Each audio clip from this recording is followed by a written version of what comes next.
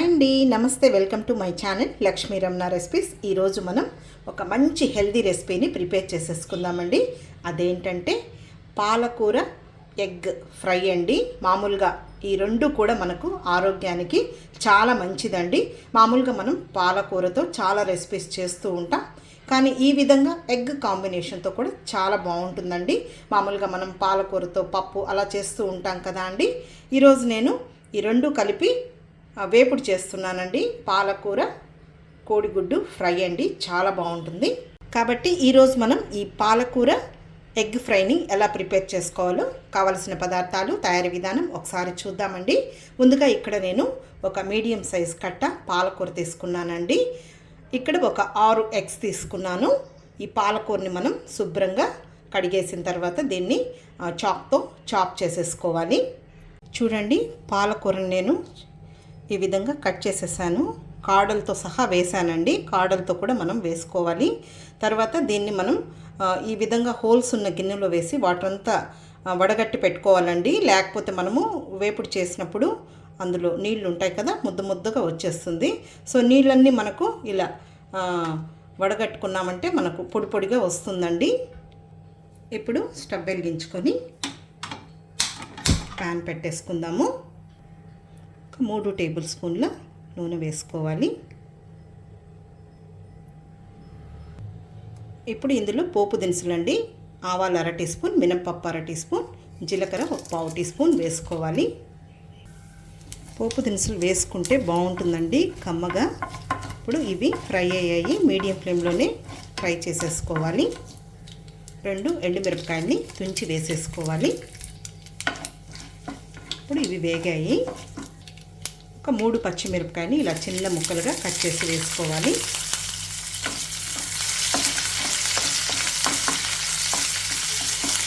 ఇప్పుడు పచ్చిమిర్చి ముక్కలు లైట్గా ఫ్రై అయిన తర్వాత ఇందులో ఉల్లిపాయ ముక్కలు వేసేసుకుందాము. ఒక 2 పెద్ద ఉల్లిపాయలు అయితే సరిపోతాయండి. చూడండి, ఈ సైజులో ముక్కలు కట్ చేసి వేసుకోవాలి. కొద్దిగా కరివేపాకు కూడా వేసుకోవాలి. ఇప్పుడు ఈ ఉల్లిపాయ ముక్కల్ని జస్ట్ ఒక 2 నిమిషాలు ఇలా కలుపుకుంటూ ఫ్రై చేసుకోవాలి. మరీ ఓవర్గా ఏమీ ఫ్రై అవ్వాల్సిన అవసరం లేదు. చూడండి, ఉల్లిపాయ ముక్కలు మనకు క్రంచీగా ఉండాలి. ఈ మాత్రం వేగితే సరిపోతుంది. ఇప్పుడు ఇందులో పాలకూర వేసేసుకుందాము. ఫ్లేమ్ని మీడియంలోనే ఉంచాలి. మనకు పాలకూర ఉడికిన తర్వాత కొద్దిగానే అవుతుందండి, కాబట్టి మనం కొద్దిగా క్వాంటిటీ ఎక్కువగానే చేసుకోవాలి. పాలకూరని ఒకసారి కలిపేసేసుకుందాము.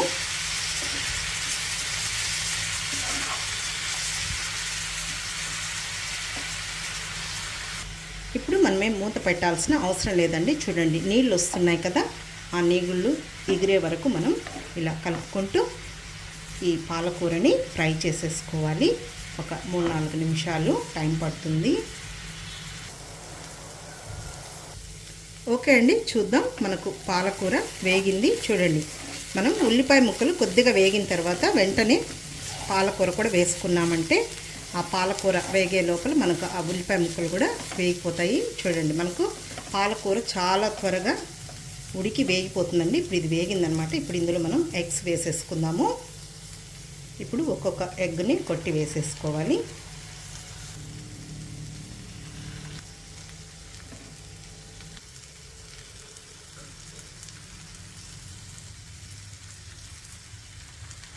ఇప్పుడు ఎగ్స్ అన్ని కొట్టి వేసిన తర్వాత ఈ విధంగా ఒకసారి ఇలా మిక్స్ చేసుకోవాలి. అప్పుడే కలపకూడదండి, కొద్దిసేపు వదిలేయాలి. అంటే నేను ఈ క్వాంటిటీకి ఒక 6 ఎగ్స్ వేసానండి. మీ చాయిస్ అండి. కొద్దిగా ఆకు ఎక్కువ వేసుకొని 2 ఎగ్స్ 3 ఎగ్స్ కూడా వేసి చేసుకోవచ్చు. ఓకే అండి, ఇప్పుడు మనం మిక్స్ చేసేసుకుందాము. మరీ పొడి పొడిగా లేకుండా ఈ విధంగా ముందు ఇలా కలుపుకోవాలి.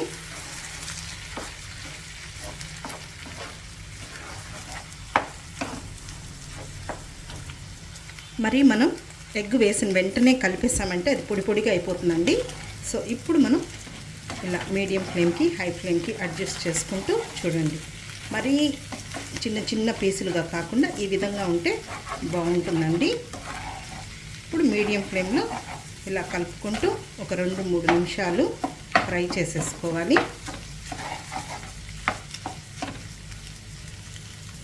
ఓకే అండి, ఇప్పుడు నేను దీన్ని బాగా ఫ్రై చేసేసాను. ఇప్పుడు ఇందులో మనం స్పైసెస్, సాల్ట్ అవన్నీ వేసుకుందాము. కొద్దిగా మనం ఫ్రై చేసుకోవాలండి, లేకపోతే ఎగ్ స్మెల్ అనేది వస్తుంది, నీచు వాసన. అలా రాకుండా మనం మీడియం ఫ్లేమ్లోనే మంచిగా ఫ్రై చేసేసుకోవాలి. ఇప్పుడు ఇందులో ఒక 1/2 టీ స్పూన్ పసుపు పొడి, ఫ్లేమ్ని మీడియంలోనే ఉంచాలి. ఒక 1/4 టీ స్పూన్ కారం పొడి, మనం ఎండుమిర్చి పచ్చిమిర్చి వేసాం, అయినా కొద్దిగా కారం పొడి కూడా వేసుకోవాలి.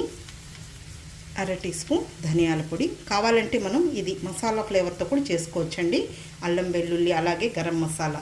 కానీ ఈరోజు నేనైతే అల్లం వెల్లుల్లి గరం మసాలా వేయకుండా చేస్తున్నానండి. అది ఇంకొక మెథడు, ఈసారి మీకు వీడియో పోస్ట్ చేస్తాను.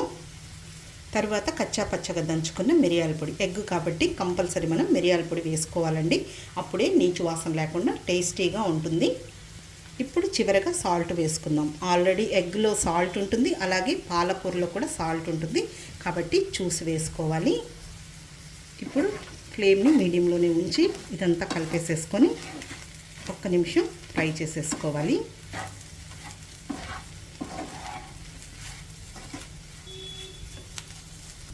ఓకే అండి, చాలు. ఇప్పుడు వేగింది. చూడండి, మరీ పొడి పొడిగా లేకుండా ఈ విధంగా ఉంటే సరిపోతుంది. ఇప్పుడు చివరగా కొద్దిగా కొత్తిమీరని సన్నగా చాప్ చేసి వేసేసుకోవాలి. ఇప్పుడు మనం స్టవ్ ఆఫ్ చేసేసుకుందాం. అంతే అండి, పాలకూర ఎగ్ ఫ్రై రెడీ అయిపోయింది. చాలా హెల్దీ అండి, టేస్ట్ కూడా చాలా బాగుంటుంది. రైస్లో కలుపుకొని తినొచ్చు, లేదు సైడ్ డిష్గా తినొచ్చు, లేదు మనం రోటీ, నాన్, చపాతీ, పుల్కాలో కూడా చాలా బాగుంటుందండి. కాబట్టి మీరు కూడా ఒకసారి ఈ విధంగా ట్రై చేసి చూడండి.